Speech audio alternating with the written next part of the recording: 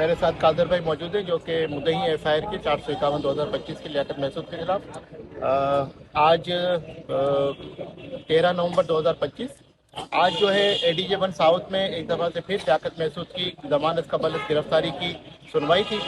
और जो हमने ऑब्जेक्शन फाइल किए थे कि इसमें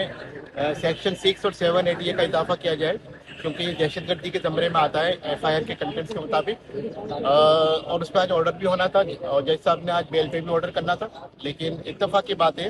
कि आज जो है ADJ-1 साउथ इरशाद साहब जो जज हैं एडिशनल सेशन जज वो आज छुट्टी पे हैं, इस वजह से सुनवाई नहीं हुई और अब अगली तारीख जो है वो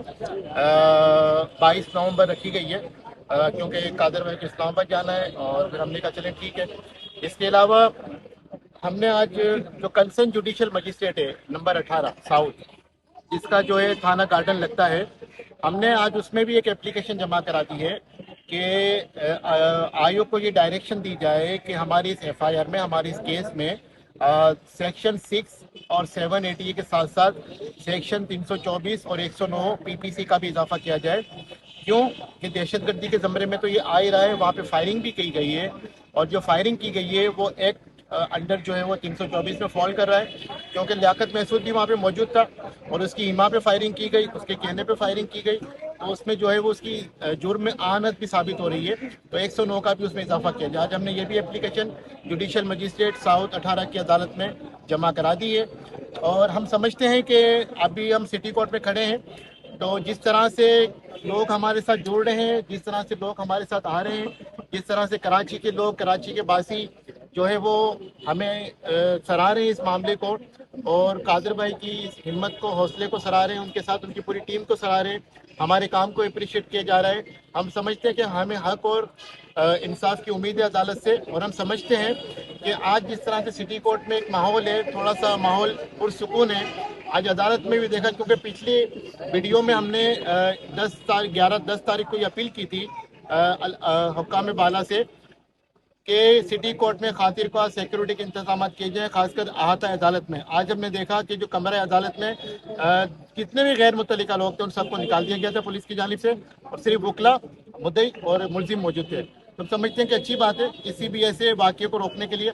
लेकिन मैं FIA DG FIA से भी अपील करूँगा कि जिस तरह से वीडियोस जारी की जा रही है मुख्तलिफ लोगों की तरफ से, तो जिस तरह से इस मामले को लसानी रंग देने की कोशिश की जा रही है, जिस तरह से लियाकत महसूद को जो है हीरो बनाने की कोशिश की जा रही है, तो साइबर क्राइम इसका नोटिस ले। इन वीडियोस के हवाले से जो ये वीडियो बना रहा है, जो इस किस्म का अमल कर रहा है, साइबर क्राइम उसकी इंक्वायरी करे और उसके खिलाफ एक्शन ले। आज मैं अपनी बात को यहीं तक रखता हूँ। इसके अलावा अगली डेट है 22 नवंबर 2025। इस हवाले से इंशाअल्लाह ताला आप हमारे साथ जुड़े रहिए, हमारे साथ रहिए। और हमने पहले भी कहा था कि हम ये शहर कराची का मुकदमा लड़ रहे हैं, कराची के वासियों का मुकदमा लड़ रहे हैं, कराची में जो बच्चे शहीद हो गए डंपर के नीचे आने से उनका मुकदमा लड़ रहे हैं। और आपने देखा होगा कि अभी जो लंडी कोतल पे परसों रात को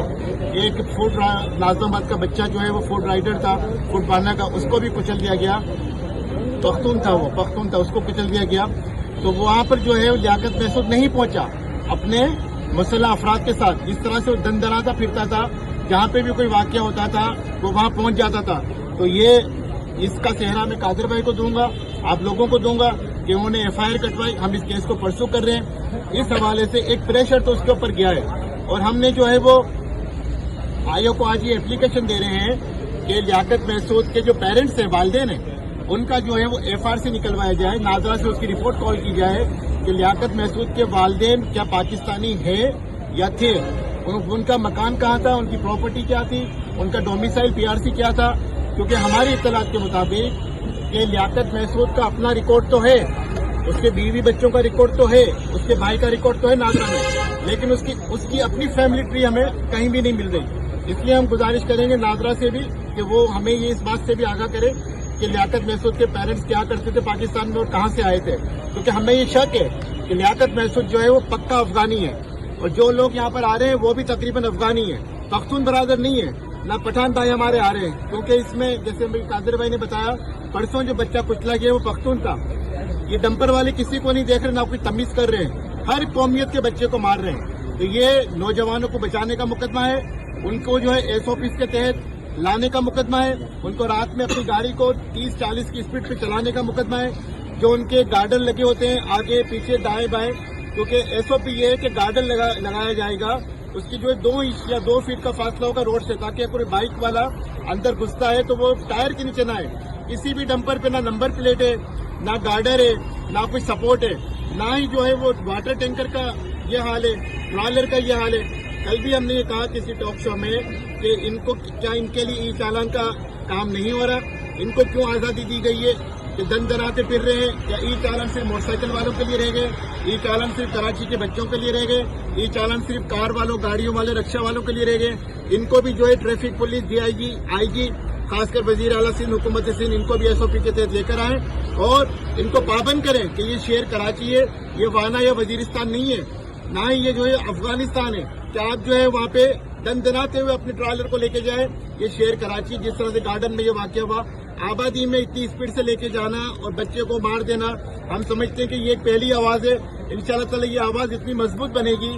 कादर भाई की क़यादत में इनकी टीम पूरी यहाँ पे खड़ी हुई है। मैं समझता हूँ कि पूरे कराची के लोग जो है वो इसके खिलाफ आवाज़ उठा रहे हैं और हम इस मुकदमे को इंशाल्लाह ताला पाया तकमील तक पहुँचाएंगे। हमारी पूरी कोशिश है